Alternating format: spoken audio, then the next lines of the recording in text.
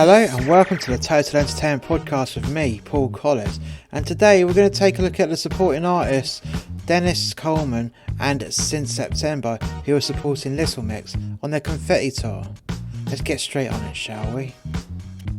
So supporting Little Mix is Denis Coleman and Since September. So let's take a quick look at Denis Coleman. Okay, so Denis Coleman is aged 19 and was born on May the 18th, 2003. He was born in the United States and is best known for the songs You and Radio. He also performed as a support act for the Vamps on a regular basis. While born in the United States, he was also raised in London, United Kingdom. Before he was famous, he began playing music at the age of 4, and at the age of 10 he began creating his own songs. He studied the violin and composition at the Royal College of Music's junior department. It's a nice accolade that, Royal School of Music. It's very difficult to get into. Yeah, I know someone that went to the Royal School of Music to play piano, and it is very difficult to get into. I'd say he must have been very, very good.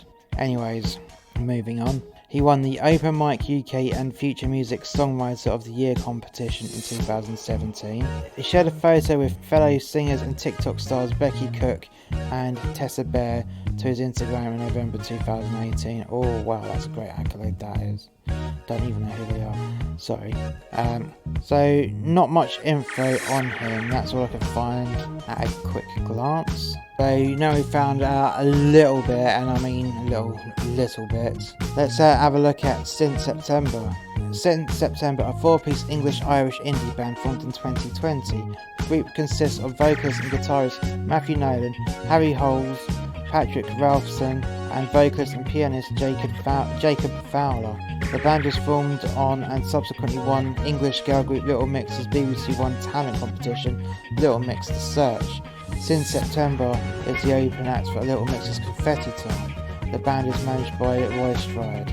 During Little Mix The Search, Since September cites 5 Seconds of Summer, McFly, Jonas Brothers, Kings of Leon and The Killers as their musical influences. While Since September used a pop rock style during the show, the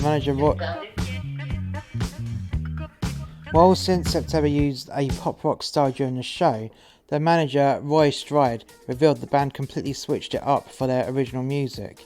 He continues to state their music is a mature Sam Smith meets Ed Sheeran sound.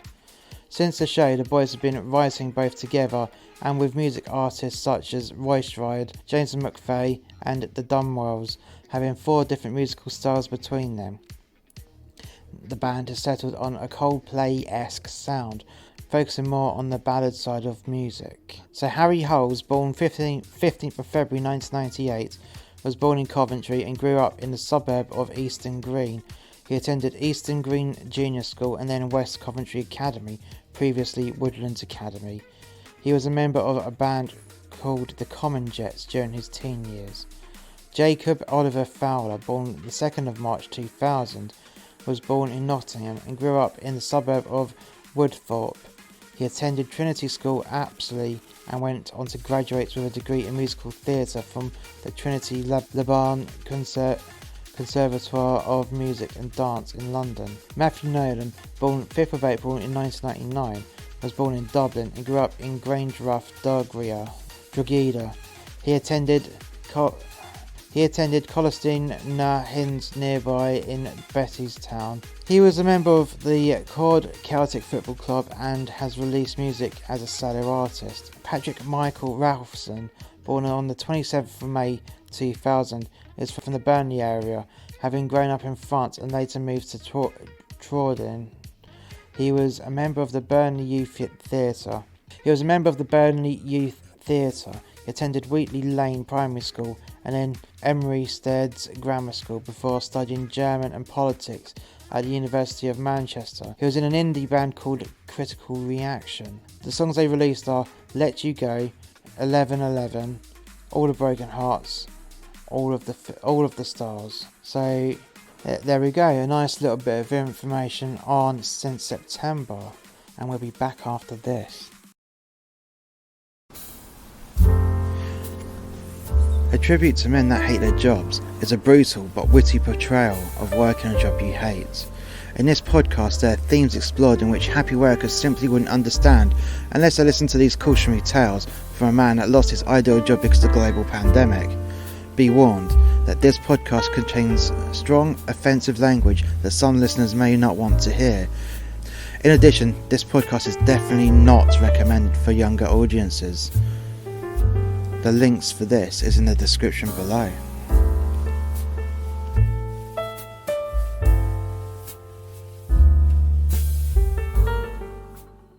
And we're back. So supporting Little Mix was Denis Coleman, and his set went okay actually. So the arced mid-stage flyable screen started off in the down position with Denis Coleman's logo and a QR code. So left, right and mid-stage. And this logo would appear in between each song. And on the actual song itself, you had a live video feed come in.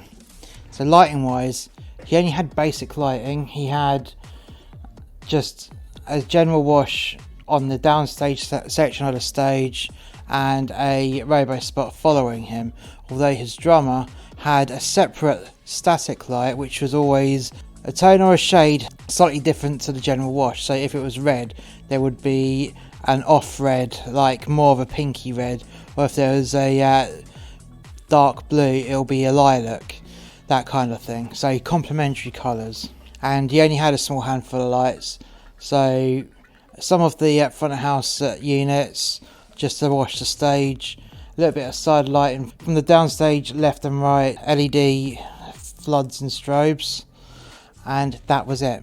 Nothing else, nothing too special, just that, because that's all he needed. He only had a handful of songs. He was only on for 20 minutes, which was, well, it was supposed to be a 20-minute set. It was more like 18 minutes, but that's because he didn't have too much to say in between each song, and they just give him 20 minutes just in case he overruns with his patter, which I have to say he actually had some good patter, and it all made sense.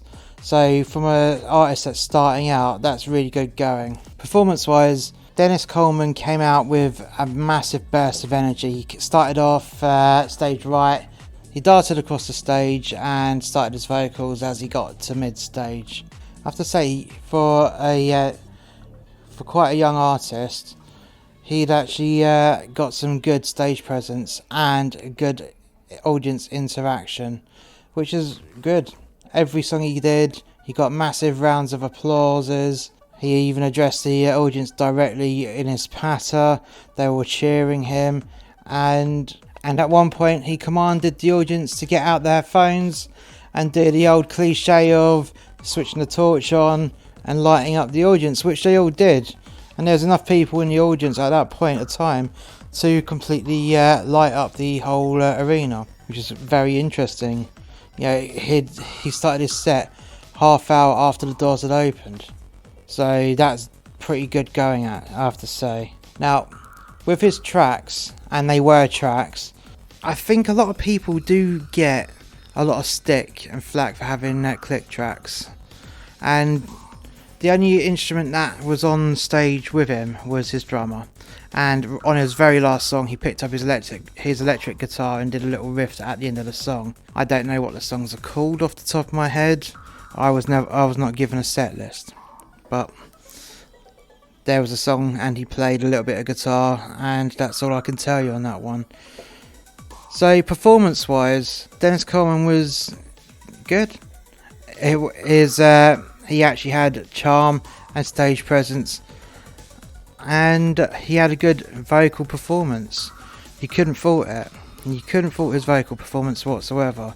Sound wise, because it was click track with the drums and the vocals, he still had a gold standard within his sound mix, and I did feel that his click tracks were laid out individually on the sound desk. And what that means is every component part of the track had its own fader, and the faders would be automated on how the original sound engineer would have programmed his section of the show, so it will ride up a bit more bass here and there in time to the track, and you'd have the sound engineer who would actually be able to override each component, including his vocals, and push things up a little bit or put it back down, all depending on how the performer, in this case Denis Coleman, was pushing himself. Was he pushing himself a bit harder than he normally did, or was he going a little bit softer because he's got a bit of a sore throat or whatnot? And that's the whole point of having a sound engineer to do that, and having your tracks laid out so it makes it sound good and superior, as opposed to having a track with it just EQ'd and that's all you're getting. You have no control over it. And this performance from Denis Coleman did give the impression that each component part did have its own fader, and the sound engineer was riding it constantly, because some bits were louder, some bits got quieter in different parts of the song, so it did feel like there was some corrections being made on the fly. Now you've heard about Denis Coleman's performance, let's go on to Since September's performance. Right, so just like Denis Coleman, Since September had their logo and their QR code in between each song, as well as at the start when he was introduced onto the stage.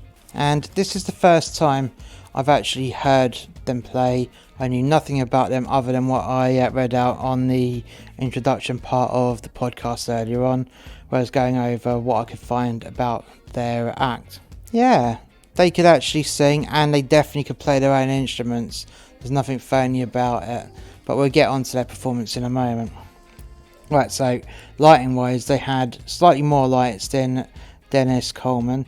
So they had the basic wash, they had the downstage floods, and they had some profiles on the floor and in the air from stage left and stage right. So they had those profiles giving emphasis to their tracks.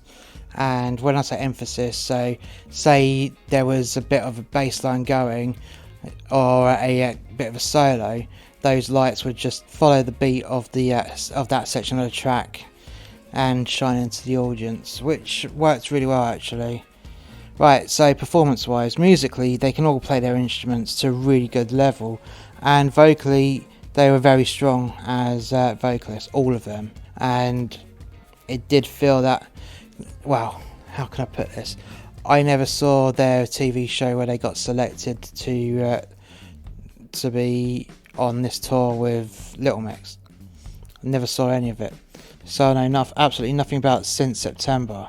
But vocally, they could all sing, and I've got a funny feeling that they were picked because they could all sing and they could all play their own individual instruments as well. So they basically had the best of both worlds. And when I say that is, they could be portrayed as a boy band, and they could also be portrayed as an indie band. So they definitely got the best of both both worlds in that one. And for me, it did feel like it worked. They're not my kind of band whatsoever, so don't get me wrong. I haven't been made a fan of it, but I can appreciate exactly what they are and what their use is within the industry. They are aimed at the younger audiences as well as female audiences, and I can appreciate it because there is a time and place for that music, and it works, and it's very popular. It's just not my cup of tea. But you cannot fault their playing. The songs that they have, I don't know if they wrote them themselves. Some of them were cover songs, but on the whole, it was generally good, and the audience loved their performance. They really did. In fact, you could even say that Since September had the audience eating out the palm of their hand. So, like everyone else, when they commanded their audience to bring out the phones again, do the torches on the phones, they got everyone in the venue to do it. And they were swaying around in time to the music, and it worked. They commanded the audience obeyed every song. The audience gave them a massive cheer, and you even heard some cheers during the songs themselves, especially on the slower songs that they did, where people were still cheering them on. Yeah, It was like one or two people within the crowded room, but these guys were loud enough for the band to actually notice that they were there. The only thing that I could say about their performance, which was a bit of a negative, which I don't want to do because they actually put a lot of effort in there, I didn't feel like some of the stage presence that they had was as genuine as it could have been. I think a lot of it was choreographed, but I do feel that as time goes on and they gain the experience, they would have more of a naturalistic feel on stage with some of their stage presence. And yeah, they have got some, but I do feel like with a bit of time that they'll come into their own and they won't need choreography or whatnot. I mean, it did feel slightly choreographed, it really did, but I may be wrong, but that's how it came across to me. And yeah, when they have more experience, especially when they headline their own shows, it won't be choreographed or have that feeling of it being choreographed. It'll be them, and I guarantee you, if they did have their own headline, then yeah, they'll definitely come into their own and blossom as artists in their own right, which they are.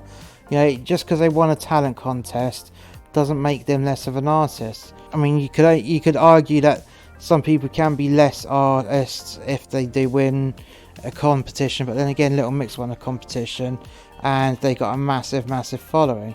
So to last for 10 years, yeah, they have longevity, whereas a lot of bands that win or come runners up, they don't have that kind of longevity within them. And I do kind of feel like Since September have got longevity in them, and I do feel like once they do have a bit more creative control over their own product, they will come into their own. I really do feel that. If you've enjoyed today's podcast, please hit like, subscribe and share, and if you haven't already done so, why not check out more of our content from Muster X Media at our website, and that is www.musterxmedia.info, and we'll catch you next time. Bye for now.